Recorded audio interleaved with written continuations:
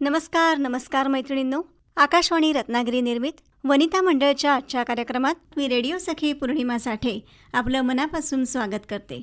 मैत्रिणींनो, आयुष्य म्हणजे चढ उतार, सुख दुःख, हार जीत असं दोन्ही स्वरूपाचं असतं. आणि म्हणूनच दुःखात असताना निराश व्हायचं नसतं. मी जिंकणार आहे, मी स्वतः सक्षम आहे असं सतत मनाला सांगून मनाला खंबीर बनवायचं असतं. आणि एकदा का असं मन खंबीर झालं की आलेल्या परिस्थितीशी दोन हात करणं जमतं, किंबहुना ते जमवता येतं. मैत्रिणींनो, आपण म्हणतो पण हे फार सोपं नसतं. यासाठी प्रचंड जिद्द, मनाची कणखरता अतिशय आवश्यक असते. मैत्रिणींनो, अतिशय प्रतिकूल परिस्थितीशी सामना करत खरंच एक सुंदर वाट जिला दिसली आणि त्या वाटेवर जाऊन परिस्थितीशी झुंज देऊन यशाचा किनारा गाठलाय. मैत्रिणींनो, काही वर्षापूर्वी या मैत्रिणीचे पती अमित चांदोरकर यांच्या अकाली निधनानंतर अस्मिता चांदोरकर, ज्या पूर्वाश्रमीच्या आहेत शीतल मुळे, यांच्यावर दुःखाचा डोंगर कोसळला. लहान मुलाचं संगोपन कसं करायचं, घर कसं चालवायचं, मुलाचं भविष्य कसं घडवायचं असे अनेक गंभीर प्रश्न त्यांच्यासमोर उभे होते. मात्र त्यांनी परिस्थितीसमोर हात टेकले नाहीत.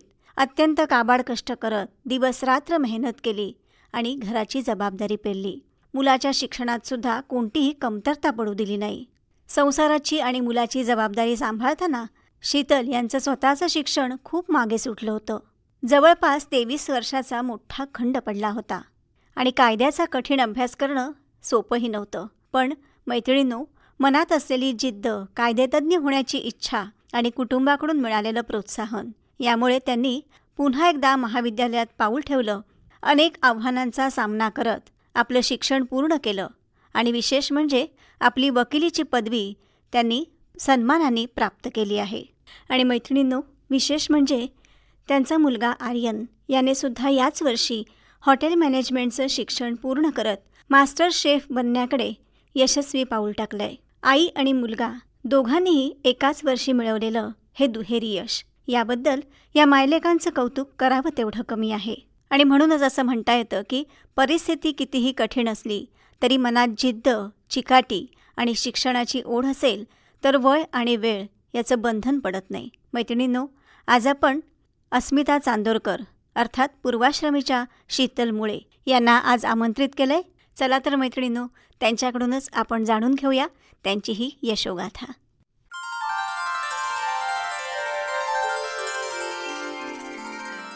शीतलताई, नमस्कार. नमस्कार. स्वागत आहे तुमचं स्टुडिओमध्ये. तुम्ही मिळवलेल्या यशाबद्दल तुमचं आणि तुमचा मुलगा आर्यन याचं खूप खूप अभिनंदन. धन्यवाद. आत्ताच मी सांगितलं की तुमची जी कहाणी आहे, एका खडतर प्रवासातून तुम्ही यशस्वी मार्गाकडे निघालेले आहात तुम्ही आणि अर्थात तुमचा मुलगा सुद्धा. सुरुवातीला सांगा, तुमचं माहेर कुठलं, शिक्षण काय झालंय? माझं माहेर रत्नागिरीतलंच. माझी आई शिक्षिका होती, माझे वडील प्रायव्हेट नोकरीला होते. माझं शिक्षण सगळं, आई शिक्षिका असल्यामुळे कळझोंडी या गावात झालं. 1ली ते 4थी माझं शिक्षण तिकडेच. अच्छा. आणि 5वीला मी पटवर्धन हायस्कूलला ॲडमिशन घेतलं. त्याच्यानंतर मग आम्ही दोघंही बहीण भावंड आम्ही दोघंही पटवर्धनलाच जात होतो. 5वी ते 10वी पर्यंत माझं सगळं शिक्षण पटवर्धन हायस्कूललाच झालं. 10वी माझी 96 सालात झाली. त्याच्यानंतर 11वी 12वी गोगटेला झालं. आणि 12वी नंतर माझा भाऊ जेव्हा इंजिनिअरिंगला गेला त्यावेळेस मग मी मुंबईमध्ये शिफ्ट झाले. मग आम्ही दोघंच तिथे राहायचो मुंबईला. अच्छा. आई नोकरी आणि बाबा नोकरीला असल्या कळल्यामुळे ते रत्नागिरीतच होते. मग आम्ही दोघंच मुंबईमध्ये असायचो. त्याच्यामुळे माझं शिक्षण पुढे थांबलं, कारण भावाची जबाबदारी माझ्यावरती आली. मग काय, नोकरी शोधायला सुरुवात केली. नोकरी झाली माझी. 12वी नंतर मी मुंबईमध्ये जॉब केले. चाललं होतं, व्यवस्थित होतं. बालपण पण एकदम मजेशीर आनंदात गेलेलं होतं, कारण 4 भावांची एकटी बहीण म्हटल्यानंतर जरा लाडातच होते. बरोबर. हां, त्यामुळे फार आनंद होता. अच्छा. असं काही जास्त खडतर असं नाही गेलं, छान होतं एकंदरीत. आणि मग आत्ता म्हणालात तसं की 12वी नंतर तुम्ही शिक्षण थांबवलं म्हणजे कसं, तिकडे मुंबईमध्ये गेल्यानंतर आईला तेवढं शक्य नव्हतं की दोघांची शिक्षणं करणं. त्याच्यामुळे मग मी प्रायव्हेट कोर्स केले कम्प्युटरचे वगैरे. अच्छा. भावाचं त्याचं इंजिनिअरिंग कम्प्लीट केलं. आईला त्याला सपोर्ट केला मी. आणि तो इंजिनियर झाला. त्याच्यानंतर मग काय, तिथपर्यंत मी चांगला जॉब करत होते. त्याच्यामुळे मी परत शिक्षणाचा विचार नाही केला की करायचा हवंय आपल्याला. 12वी झालंय, चांगला जॉब आहे, ठीक आहे, चाललंय, व्यवस्थित चाललंय, त्यामुळे समाधानी होते. असं हे नव्हतं. अच्छा, व्यवस्थित चाललेलं. परत रत्नागिरीकडे कशा आलं? लग्न झालं 2004 सालामध्ये. त्याच्यानंतर मग मी रत्नागिरीत आले. अच्छा. हां, 2004लाच नाही आले, 2008ला मी रत्नागिरीत आले. तिथपर्यंत मी नोकरीच करत होते मुंबईत. बर. 2005ला माझा मुलगा झाला. त्याच्यानंतर तो जवळजवळ 4 वर्षाचा होता. मग तो तिकडे प्रायमरीला जायला लागल्यावर मग सगळ्यांचे बाबा बघितल्यावर मला पण माझ्या बाबांकडे जायचंय. त्याचे बाबा इकडेच होते रत्नागिरीमध्ये. मग काय करायचं डिसिजन घेतला. ठीक आहे म्हटलं आता जाऊया रत्नागिरीत. तो सारखा बाबा बाबा करतोय म्हटल्यानंतर मग रत्नागिरीत जाऊया आणि तिथे सेटल होऊया. अच्छा.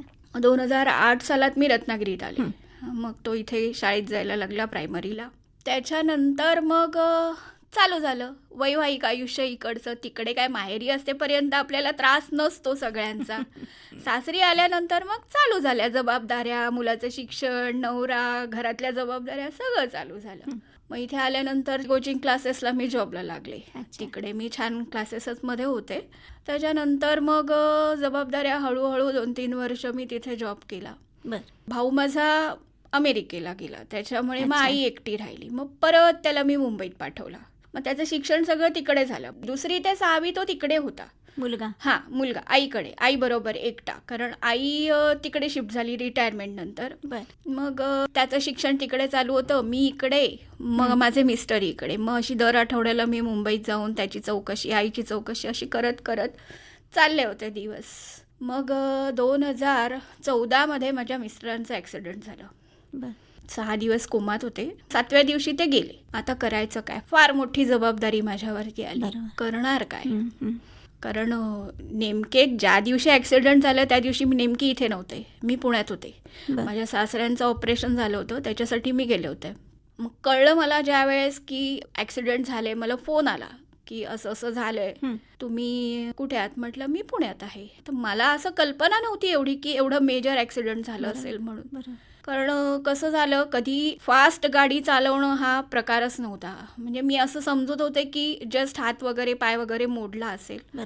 पण नाही, जेव्हा मी आले आणि जी भयान परिस्थिती मी बघितली ते फार मला, म्हणजे मी हादरूनच गेले की असं वाटलंच नव्हतं मला की एवढा मोठा ॲक्सिडेंट झाला असेल. टोटली कोलॅप्सच झाले मी. आता पुढे काय करायचं? 6 दिवस मी कसे तरी ढकलले. 7व्या दिवशी काय शेवटी देवाच्या मनात होतं तेच झालं. ते गेले. म्हटलं आता करायचं काय? फार मोठं आहे. मग पोलीस केस आणि ह्या त्या सगळ्या चालू झाल्या. ॲक्सिडेंट जवळजवळ हे गेल्यानंतर मी 13व्या दिवशीची बाहेर पडले होते ना, ती 10 वर्ष केस लढत होते.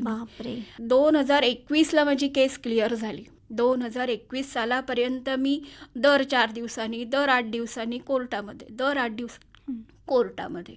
सपोर्टला कोणी नाही, मी एकटीच. एवढं टेन्शन आलेलं की काय मोठा प्रसंग माझ्या आयुष्यात एवढा मोठा घडलाय की आपण त्याला तोंड कसं द्यायचं. मुलगा माझा 4थीत होता त्यावेळेस, त्यालाही काही समजत नव्हतं. पण आई होती त्याच्यामुळे त्याची जबाबदारी तिने पेलली होती, त्याच्यामुळे मी इकडे करू शकले सगळं. मग चालू झाल्या केसवर केस. तो समोरचा आरोपी हजर नव्हता, ते टेन्शन. अशी गेली 10 वर्ष झाली. केस चालू आहे. त्याच्यामध्ये माझ्या ज्या लॉयर होत्या तिवरेकर मॅडम, त्यांनी मला फार सपोर्ट केला. त्यांनी त्याला पकडून आणणं, एवढं समन्स काढणं, या सगळ्या गोष्टी भरपूर त्यांनी मला मदत केली. अशा तऱ्हेने कोर्ट केस 2021 साली ऑक्टोबरमध्ये क्लिअर झाली. त्या 10 वर्षात मी वकिली काय असते हे शिकले की खरंच आपण खूप मागे आहोत. ज्या माणसांना काहीच कळत नाही, ते परिस्थिती मला शिकवलं की वकील कोर्टात आपल्याला काय सांगतात काय नाही हे सामान्य माणसाला कळणं फार कठीण असतं. ते अनुभव मी घेतले. त्याच्यानंतर मी ठरवलं की नाही, आपण पण वकीलच व्हायचं. त्या 10 वर्षांनी मला शिकवलं की वकिली काय असते आणि खरंच लोकांना आपली गरज आहे. म्हणून मग मी तेव्हा मनाशी ठरवलं की आपण वकील व्हायचं. मग ऑक्टोबर 2021ला माझ्या केसचा रिझल्ट लागला आणि डिसेंबरमध्ये मी लॉची CET दिली, म्हणजे रजिस्ट्रेशन केलं मी. त्याचा अभ्यास सुद्धा कसं, घरची जबाबदारी, सगळ्या गोष्टी सांभाळत तेवढं शक्य होत नव्हतं. माझा भाऊ आहे, मानलेलाच भाऊ आहे, तो माझ्या पाठीमागे अगदी ठामपणे उभा होता. तू कर म्हणाला, मी आहे तुझ्या पाठीमागे. मग अभ्यास मी कसा केला CETचा, खेडला माझा नंबर लागला होता, अच्छा. घरडाला. मग आम्ही सकाळी इथून 5:30 वाजता निघालो. काहीच नॉलेजच नव्हतं. CET काय असते, अभ्यास कसा करायचा, जस्ट जनरल नॉलेज मोबाईलवरती अभ्यास करून वाचलं, त्याच्यावरती मी परीक्षा दिली. त्याच्यात मला 100पैकी 87 मार्क मिळाले. म्हणजे मला वाटलंही नव्हतं की मी पास होईन, म्हणजे मला हेच नव्हतं, अपेक्षाच नव्हती. मग त्याचे कॅप राऊंड चालू झाले. कॅप राऊंडला मी रत्नागिरीतलं एकच कॉलेज घातलं होतं, कारण ह्याचं शिक्षण, शाळा सांभाळून याला सांभाळून सगळं करायचं म्हटल्यानंतर 2 कॅप राऊंडला माझं नावच लागलं नव्हतं. म्हटलं आता काय माझं नाव लागत नाही, संपले म्हटलं चान्स. नाही, मग 3ऱ्या कॅप राऊंडला माझं रत्नागिरी कॉलेजला नाव लागलं. अच्छा. हां, मग ॲडमिशन, मग सगळी प्रोसिजर सगळ्या झाल्या. मग जूनमध्ये आमचं कॉलेज चालू झालं. तर अशा प्रकारे तुम्ही जो मधला 23 वर्षाचा गॅप होता तो भरून काढलात आणि आत्ता म्हणालात तसं की मनाने खंबीर झालात आणि तिथली जी 10 वर्ष तुम्ही केस लढताना जी परिस्थिती सगळी बघितलीत त्यावरून एक तुम्हाला असं वाटायला लागलं की आपण सुद्धा वकील व्हावं आणि अशा अनेक लोकांची मदत करावी. हो, कारण ती गरजच आहे आता बरोबर आहे. समाजाची. बरोबर आहे. कारण समाज एवढा पुढे गेलेला आहे ना की आपण स्त्रिया असं मागे राहतो, पण स्त्रियांनी खरंच खूप पुढे येऊन काम करण्याची गरज आहे. खरंय. स्त्रिया जर अशा घरात राहिल्या, म्हणजे बऱ्याचशा स्त्रिया अशा घरातच राहतात, तसं न करता स्त्रियांनी खंबीर व्हायला हवं, हे मला मनातून कुठेतरी वाटलं. म्हणून मी म्हटलं आपण किती वर्ष कोणावरती अवलंबून राहायचं, आपल्याला कुठे ना कुठेतरी उभं राहायचंच आहे. म्हणून जिद्द मनाशी ठरवली आणि उभी राहिले. अच्छा. आणि अशा पद्धतीत तुम्ही ॲडमिशन घेऊन म्हणजे प्रत्यक्ष या कोर्सला सुरुवात केली. पण मग आता कसं असतं, कॉलेज म्हटलं की एक ते लाईफ किंवा ते वय हे ठराविक वेगळं असतं. तिथे थोडंसं मला वाटतं ना, कारण कसं झालं, जस्ट 12वी होऊन आलेली मुलं आणि आपण त्याच्यात 42 वर्षाचे आपण त्याच्यामध्ये स्टुडंट असलो किंवा थोडंसं ऑकवर्ड वाटतं. थोडे पहिले 6 महिने असं वाटलं, पण माझा स्वभाव तसा नाही आहे, सगळ्यांना असं मिळून मिसळून घेण्याची. त्यामुळे मुलं सगळी एकरूप झाली. असं त्यांनी मला वेगळं नाही टाकलं की तुम्ही मोठ्या आहात म्हणून तुम्हाला कसं इन्व्हॉल्व करून घेऊ, असं वगैरे नाही केलं. सगळे बोलत होते माझ्याशी व्यवस्थित. मग ती 5 वर्ष माझी फार, म्हणजे मी कॉलेज लाईफ जे सोडलं होतं 12वी नंतर ते मी एन्जॉय केलं पुन्हा एकदा एन्जॉय केलं. म्हणजे आपण असं म्हणू शकतो की वयाचं बंधन नाही आहे की आपण कुठलंही एन्जॉय, कॉलेज जर सोडले आणि आपण एन्जॉयमेंट करायची राहिली तर ती आपण तिथे पूर्ण करून घेतली. मी माझी राहिलेली एन्जॉयमेंट. हां, खूप छान वातावरण होतं 5 वर्ष माझं. काही त्रास नाही झाला. माझे सगळे शिक्षक चांगले होते, सगळ्या शिक्षकांनी मला सपोर्ट केला. अभ्यास फार जरा थोडासा कठीण गेला, पण केलं, जिद्दीने केलं. काही वाटलं नाही तेवढं मला. नेमक्या काय अडचणी आल्या तुम्हाला अभ्यास करताना? अडचणी म्हणजे कायद्याशी आपला काहीच संबंध नाही. बरोबर. काय आपण करणार? बरोबर. मग लायब्ररीत बसायचं, पुस्तकं वाचायची, घरातला संसार सांभाळून रात्री अभ्यासाला बसायचं, रोज वाचन करायचं, काही अडलं तर शिक्षकांना विचारायचं, गुगलला विचारायचं. असं करत करत सगळं समजून घेत पहिली 2 वर्ष फार मजेत गेली. त्याच्यानंतर 3ऱ्या वर्षी जेव्हा खरंच कायदे चालू होतात त्यावेळेस मात्र मग सगळ्यांची भंबेरी उडते. मग ते करत शिक्षकांनी सांगून कसं समजावून घेऊन व्यवस्थित सगळं चाललं होतं. म्हणजे अभ्यास मी माझा दिवसभर जरी मला वेळ नसला मिळत तरी मी रात्री कंपल्सरी अभ्यास 2 तास तरी करत होते. की नाही बाबा आपल्याला करायचंच आहे, आपल्याला पास व्हायचंच आहे, त्याच्यामुळे आपल्याला अभ्यास करणं गरजेचंच आहे. बरोबर. तसं मी केलं. घर, तुमचा मुलगा, सासरची लोक आणि शिक्षण, ह्याचा सगळ्याचा समतोल कसा साधला? सासरचं तसं काही मला पाठबळ नाहीच आहे, कारण माझे मिस्टर गेल्यानंतर त्यांनी पूर्णपणे माझ्याकडे पाठ फिरवली, माझ्याकडेही फिरवली, माझ्या मुलाकडेही फिरवली. त्याच्यामुळे सासरी असा काहीच मला हे झालेलं नाही. माझी आई आणि माझा भाऊ माझ्या पाठीमागे खंबीर उभे राहिले. त्यांनी मला फार सपोर्ट केला की तू कर, आम्ही आहोत. त्याच्यामुळे मला काही वाटलं नाही. जास्त माझी आई सपोर्टिव्ह. आणि विशेष खास सांगायचं तर सोनाली सावंत वहिनी आणि माझा तो मित्र दीपक मोहिते म्हणून, त्यांनी मला खूप म्हणजे कोर्टाची एक बाजू आणि या सगळ्या गोष्टीतून पुढे मला त्यांनी व्यवस्थित सांभाळून आणलं. त्याच्यामुळे ते खंबीर पाठीशी उभे असल्या कारणामुळे मला कुठल्याही गोष्टीची कमतरता नाही वाटली की मी आज हे टाकलंय तर मग मी ते कसं पूर्ण करू. तर ते बघत होते ती, त्यावेळेस मी माझा अभ्यास करायची. म्हणजे एक्झामच्या वेळेस त्यांनी मला कुठल्याच गोष्टीत डिस्टर्ब नाही केलं. तू तुझा अभ्यास कर, पास व्हायचं आहे आपल्याला चांगल्या मार्कांनी, त्यामुळे तुला अभ्यास करणं गरजेचं आहे. तसा मी अभ्यास केला आणि दरवर्षी फर्स्ट क्लासमध्ये पास झाले. अरे वा. तुम्ही म्हणालात तसं की परिस्थिती कोणालावरती सांगून येत नाही आणि येते तेव्हा एकदम अशी आघात करते तशी तुमच्यावरती ती झाली. आणि अशा वेळी स्वतःला सावरणं, मुलाला वाढवणं कसं साधलं? खरं तर हे गेल्यानंतर ते शक्य नव्हतं, कारण हा इथे नव्हताच, तो आईकडे होता. त्याच्यामुळे त्याला तेवढी परिस्थितीची झळ पोचू दिली नाही मी, तेवढी वाटली नाही. पण माझ्यावरती जो प्रसंग आला, म्हणजे जवळजवळ मी सांगते तुम्हाला, मी 7 महिने झोपले नव्हते. माझा डोळ्याला डोळाच लागायचा नाही. करणार काय? हे कोर्ट कचेऱ्या चालू झाल्या. जवळजवळ 13 दिवसानंतर मी बाहेर पडले त्याच्यात. रोज पोलीस स्टेशनला जाणं, कोर्टात जाणं, त्या पेपर्स आण, तो पेपर्स आण, हे आणा, ते आणा, हे करेपर्यंत अक्षरशः म्हणजे कोणावरती अशी वेळ येऊ नये असं वाटायचं मला. पण करणार काय? परिस्थिती आली आहे. मग माझा एक मित्र आहे, त्यांनी मला कोर्स येतो एक हॅपीनेस म्हणून. तो म्हणाला, तुला जो त्रास होतोय म्हणजे तो बघतोय मला, म्हणजे त्यांनी मला लहानपणापासून बघितलं होतं. तो म्हणाला, तुझी अवस्था बघून मला असं वाटतं की तू हा कोर्स करावा. अच्छा. त्याच्यानंतर मी तो कोर्स केला.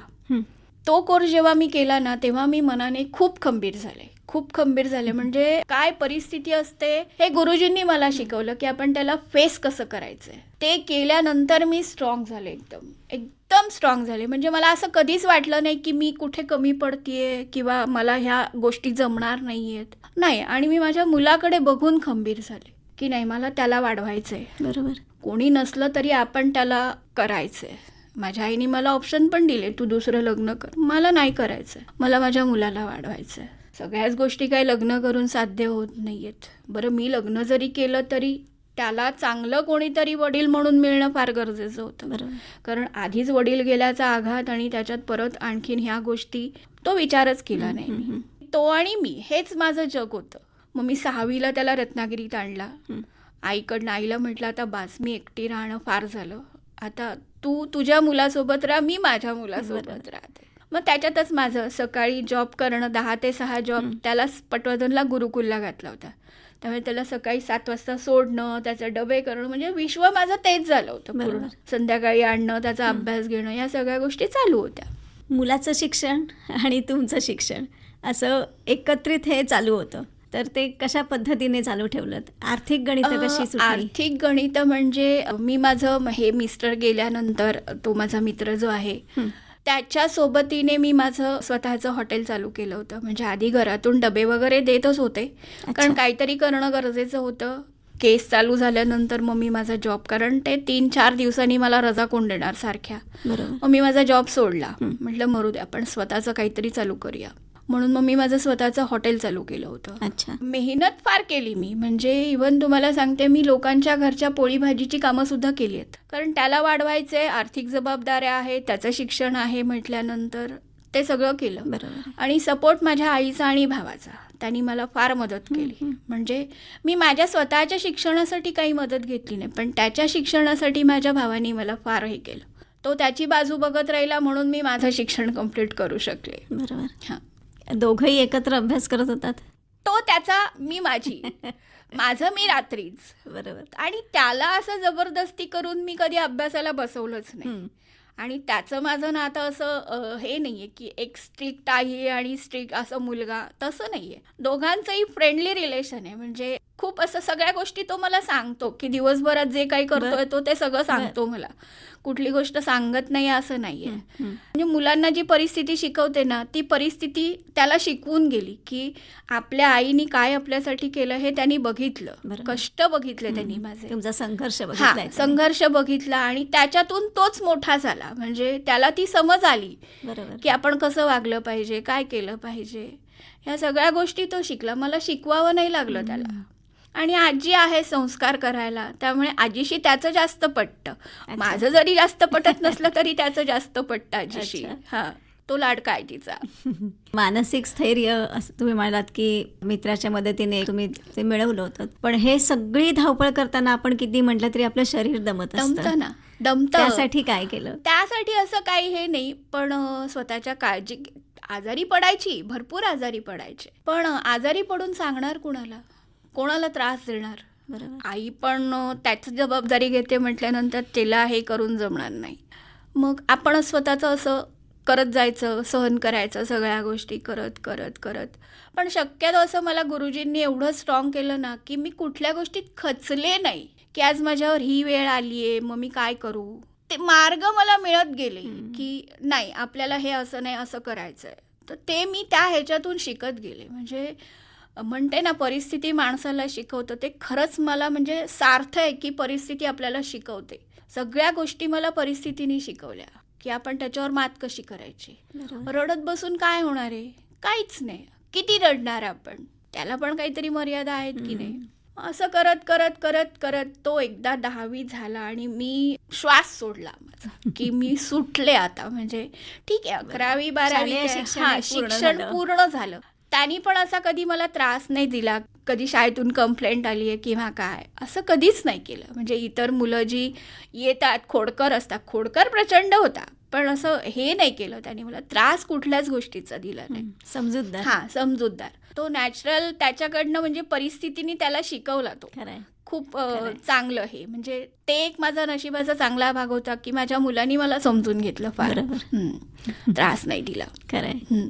आणि अशा पद्धतीत तुम्ही 5 वर्षाचा कोर्स पूर्ण केलात. 5 वर्षाचा. तुमचा मुलगा सुद्धा, मी जसं सुरुवातीला सांगितलं, की त्याने सुद्धा हॉटेल मॅनेजमेंटचा कोर्स पूर्ण केलाय. तो तर म्हणजे तो स्टेट लेवल प्लेअर आहे स्विमिंगचा. अरे वा. आणि त्याचं एम आधी फार वेगळं होतं. अच्छा. तो करणार होता NDA, म्हणे मी एअरफोर्स किंवा इंडियन नेव्ही जॉईन करणार. एवढं त्याचं 12वी पर्यंत म्हणजे अगदी फिक्स होतं, की मी हे करणारच.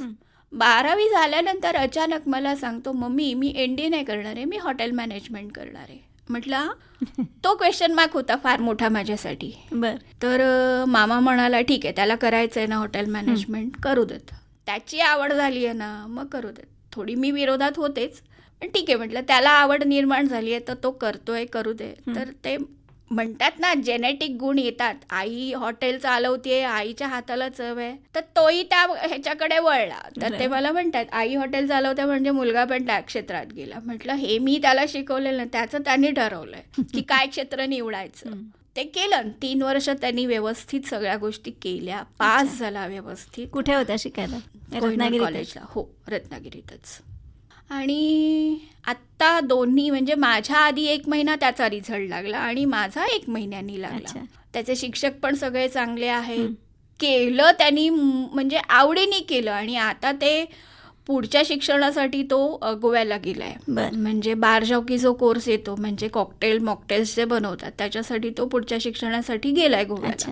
ते तो आवडीने करतोय. म्हणजे हे त्यांनी केलं पूर्ण. हे फार महत्वाचं आहे. त्यांनी तो क्षेत्र निवडलं आणि ते पूर्णत्वास नेलंय. बरोबर. आता तो करतोय. आता त्याची स्वप्न फार मोठी आहेत. मला क्रूजवर जायचंय, मला बाहेरच्या देशात जायचंय, मला खूप असं हे करायचंय. ठीक आहे, तू तुझ्या हिमतीवर कर आणि मामाचा सपोर्ट आहे, आजीचा सपोर्ट आहे, त्याच्यामुळे तो पुढे जातोय. बरोबर. कर.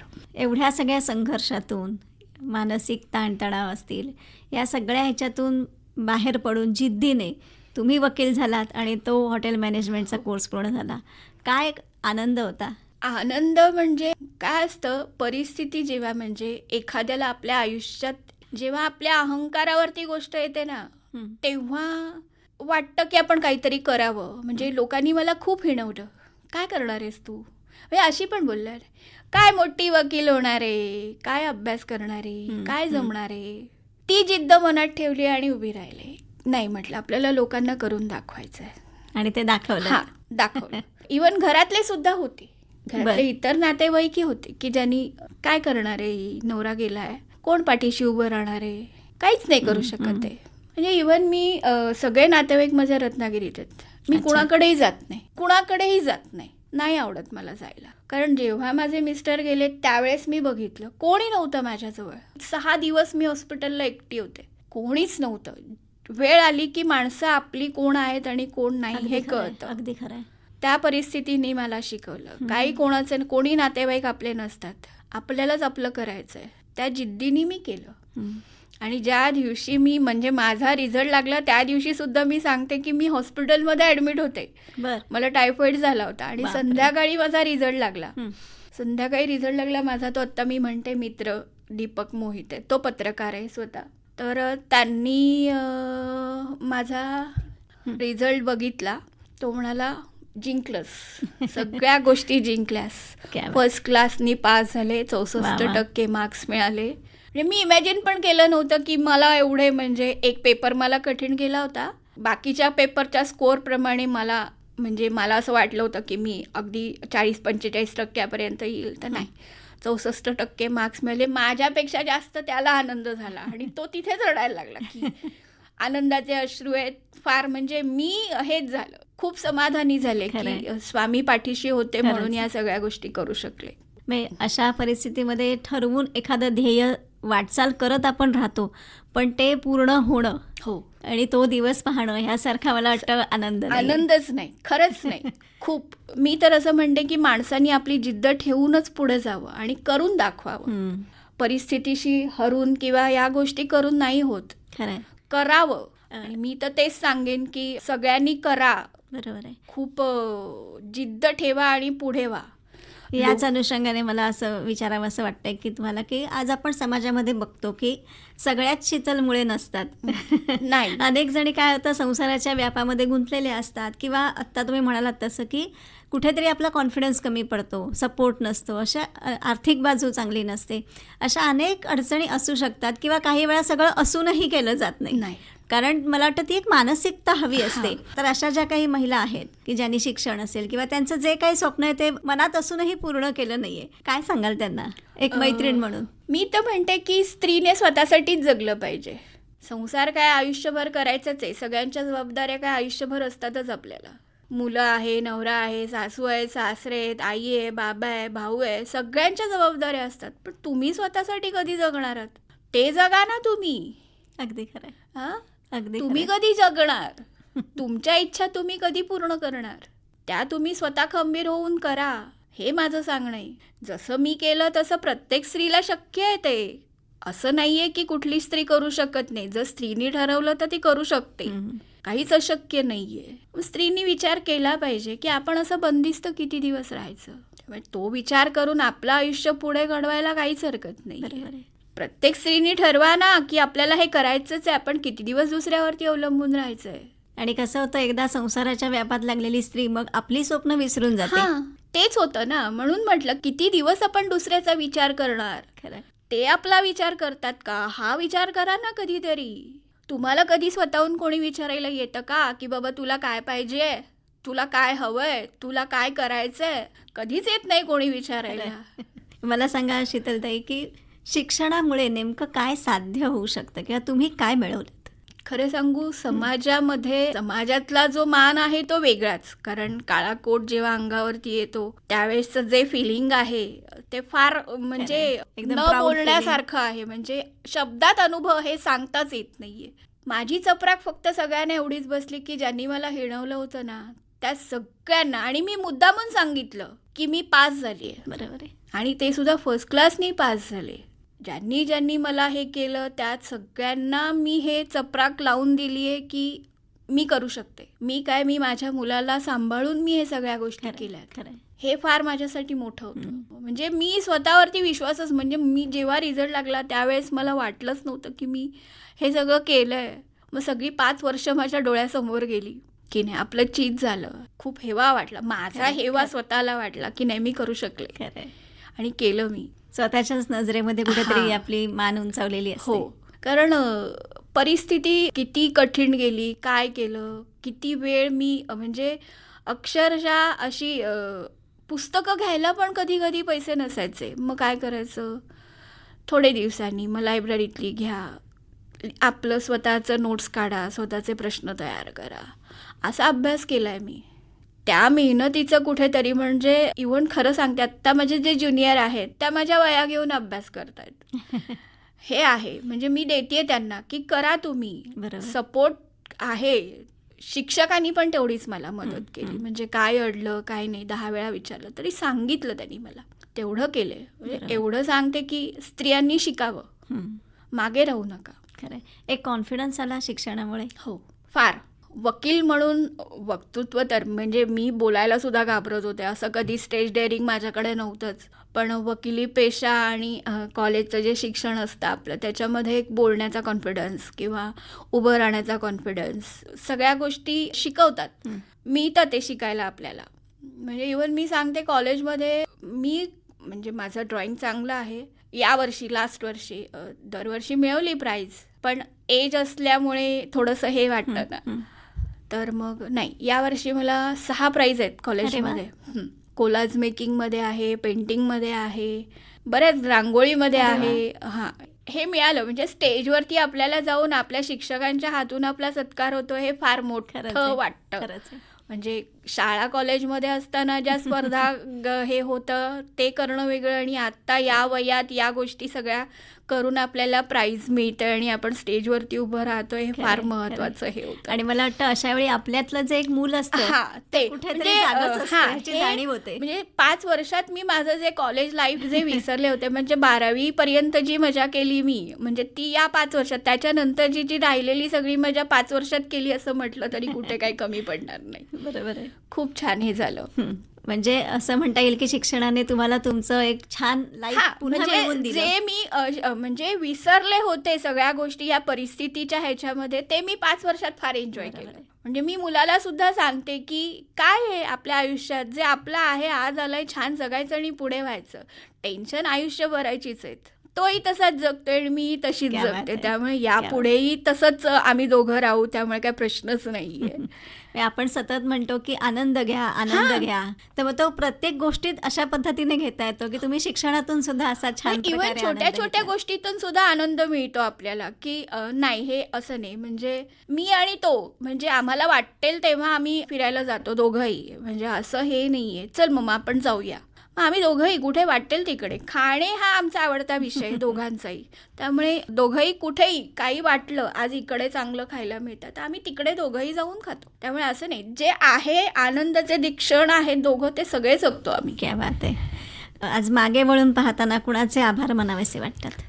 विशेष आभार माझे आई, माझा भाऊ सोनाली सावंत वहिनी आणि माझा जो खंबीर पाठीमागे उभा जो राहिला आहे दीपक मोहिते.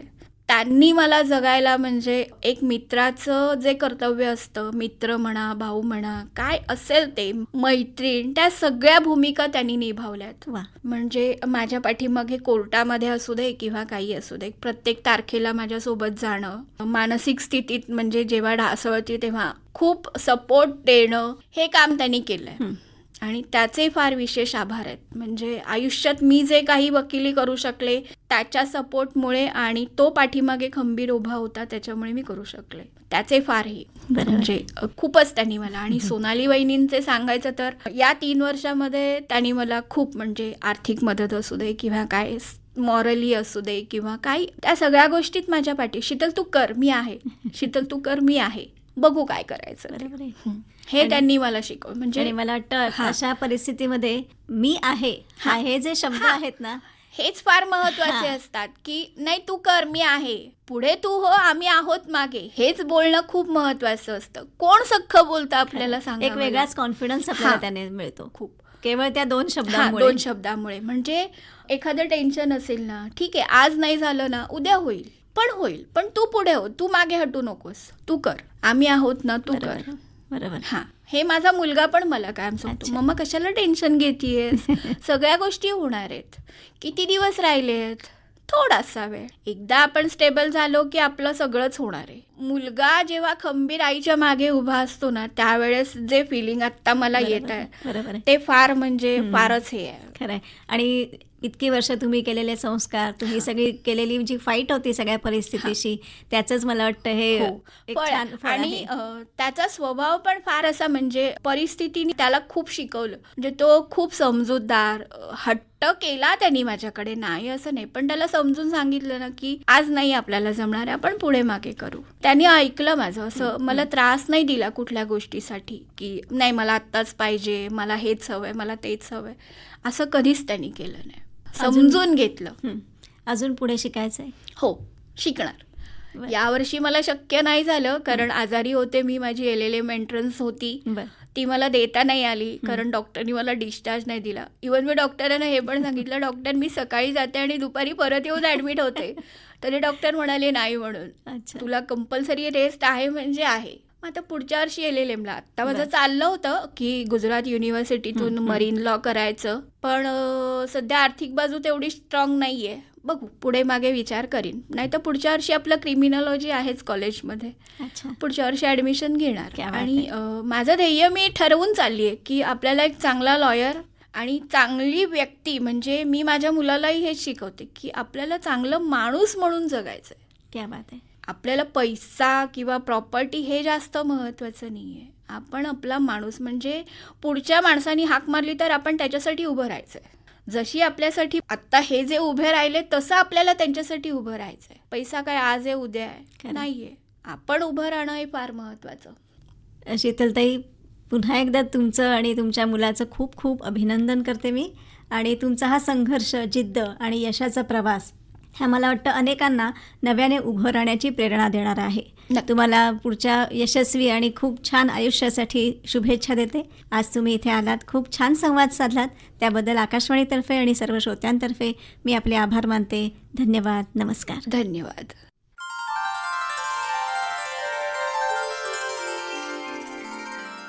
मैत्रिणींनो, संघर्षाने आणि जिद्दीने तसंच परिस्थितीशी 2 हात करत 23 वर्षांच्या इतक्या मोठ्या गॅपनंतर पुन्हा शिक्षणाकडे वळून वकिलीची परीक्षा उत्तीर्ण झालेल्या शीतल मुळे यांची यशोगाथा आत्ताच आपण ऐकलीत. त्यांच्याशी संवाद साधला होता पौर्णिमा साठे यांनी. मैत्रिणींनो, आता मात्र आपल्या कार्यक्रमाची वेळ संपत आली आहे. आकाशवाणी रत्नागिरी केंद्र निर्मित वनिता मंडळ या कार्यक्रमातून मी पौर्णिमा साठे आपला निरोप घेते. पुन्हा भेट आहेच, तोपर्यंत नमस्कार. या कार्यक्रमाचे सादरकर्ते होते विवेक वानखडे.